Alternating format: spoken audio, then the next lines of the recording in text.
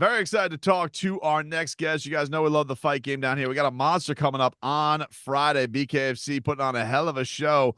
Luis Baboon Palomino, South Florida's own, is going to be taking on just an electric boxer, former champion, and very excited to have him in the sport as he continues his BKFC career. Austin, no doubt Trout joining us. Austin, thanks for the time, man. Really appreciate it. Hey, thanks for having me, man. I'm happy to be here. So your first venture successful into BKFC. What led you over here, man? What intrigued you into getting to bare knuckle after so much success in regular boxing? I honestly, when I first saw it, and this was probably maybe a year or two before I actually got to get in it, I was telling the homies like, bro, I would fight in that. Like, it's a good old backyard scrap, and I'm from not too many people may know this, but I'm from New Mexico, and that's kind of what we did. That's how I got into boxing. It was that good old desert fighting. So um, I told them right then, I was like, bro, I would do that if they made a good offer. You know what I mean? Give us the right situation, and lo and behold, Diego Sanchez in Albuquerque, and I was like, that's the right offer. That's the right fight. And fast forward a year later, I'm going for my title shot, and I couldn't be more excited. How much you're so skilled, Austin. Everybody knows that as a boxer. How much prep do you do in a new sport? Because Luis has been doing this for a very long time. He's had a lot of success in BKFC. Are there things that you have to, look for in this so that he's slick at, or are you just kind of focused on yourself and you think your skills being on high stages will carry you in something like this? Um, I think all of the above. So for first and foremost, there's absolutely a lot of different adjustments that need to be made. And in other boxes that weren't so successful, they thought they could just box their way through to victory. And this is a fight. You know what I mean? Boxing does have a big part of it, but also there's those other intricacies like the holding and hitting and the clinch work that if you're not ready, somebody will run you over. And also, if you can't keep somebody off you, they'll just run through your. Excuse my language. They'll run through your punches, and it's not going to be a good night for you. How to hit, when to sit on your punches. Those are different things that I didn't know I needed to know until after my first fight. So we worked on sometimes you gotta let them go. Sometimes you need to sit on those things. So there's a lot of adjustments that need to be made. It's not just boxing, but from these adjustments that I've been working on, I figured out like I'm pretty good at this stuff. What is the perfect shot like when you hit somebody bare knuckled as opposed to in a championship prize fight? Like when you're in your flow, what's the difference? Like, is it do the gloves, like how much of a difference does it feel like? Can you describe that? So and going on the first fight, which I was running the whole fight on adrenaline, which was another thing I liked about it. Is like it got the adrenaline going. It was a killer be killer situation every minute of the round. Um, um, you know, you can. So I would say that the perfect shot is just where it's placed. Okay.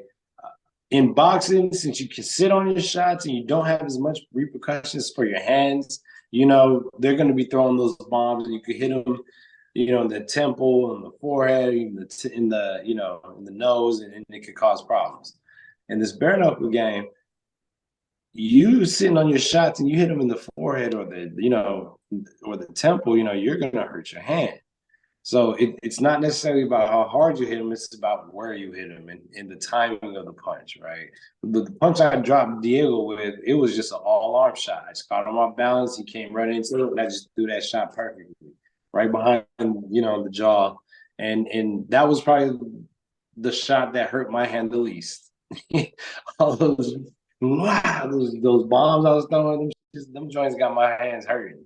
So I was like, bro, I should have just been letting him go and finding that spot. Once you find that spot, you hone into that spot, you can let your hands go for real.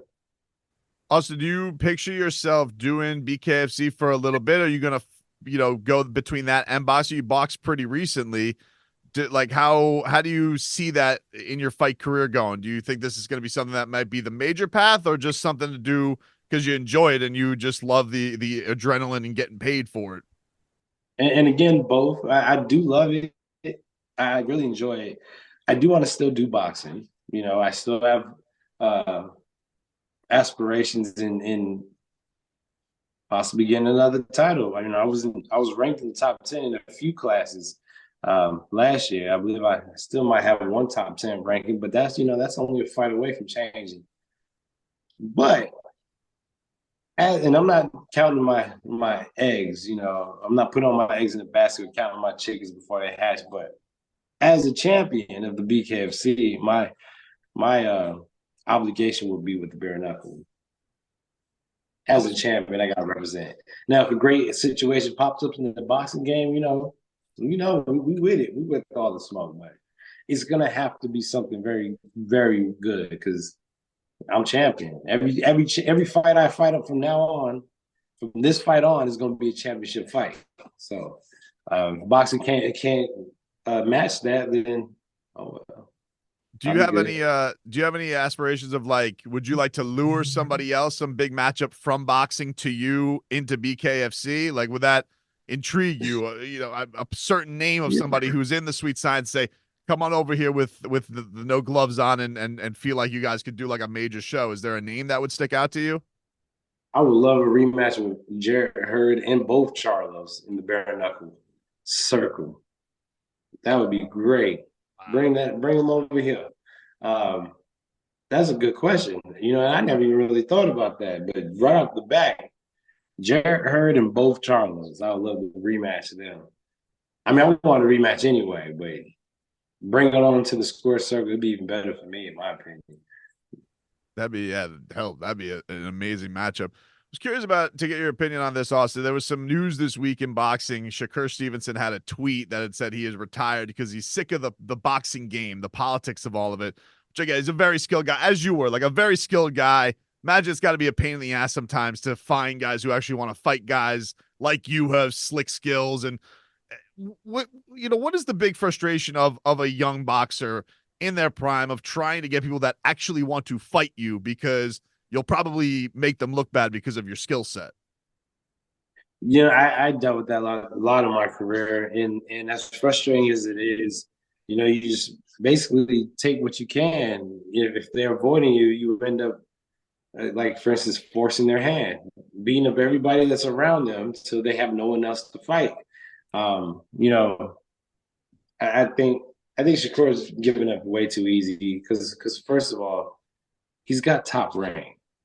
You know what I mean? He has one of the best promotional companies of all time handling him, and they're doing a good job with what they got. They're not doing the best job they could, but they're still doing a good job with what they got. And just him doing all that complaining is not going to make a promoter want to, go to bat for you. Do you there's a lot, obviously a lot of buzz. You fucking out really, really great in that fight. You're like one of these guys they just saw, like, man, you can see the trouble that he gives Canelo and fighters like you. The Terence Crawford matchup, a guy who's as skilled as Bud is, do you feel like is the size too much to bite off for Terence Crawford and Canelo at this point in the career, or do you feel like a guy as skilled as him could pull off a win against Canelo? It seems like it wouldn't work, but the way that Bud Crawford believes in himself, I believe Bud. I do know Bud is strong, and we saw that with Errol Spence, and I said that before. I was like, I seen Bud fold up, a 200+ pound wrestler who was wrestling, and in wrestling, folded him up. You know what I mean? He's a very strong, athletic man.